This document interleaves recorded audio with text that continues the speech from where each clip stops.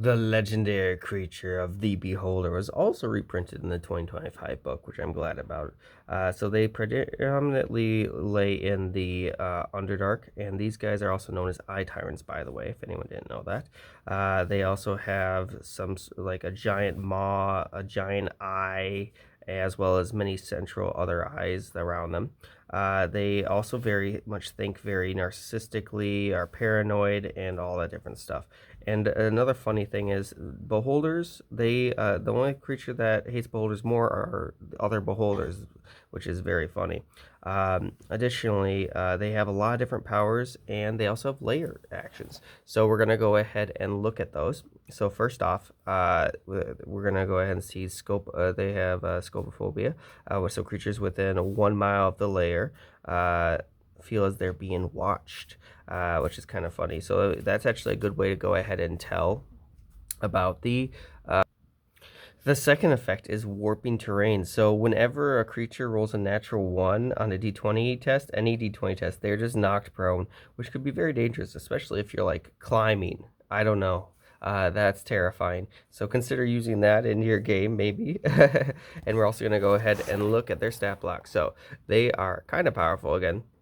They have 18 AC, 190 hit points.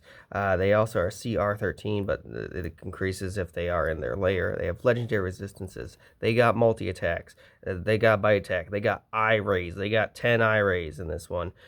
So they got a charm ray, a paralyze ray, a fear ray, a slowing ray, an evisceration ray. They also have over here telekinetic ray. They have a sleep ray, a petrification ray, a disintegrate ray, and just a death ray, which is, just to top it all off. So all these different rays are really cool. And each of them have almost pretty much a DC 16 saving throw with different saving throws depending on which ray is being hit by. And additionally, they also have an anti-magic cone of 150 feet.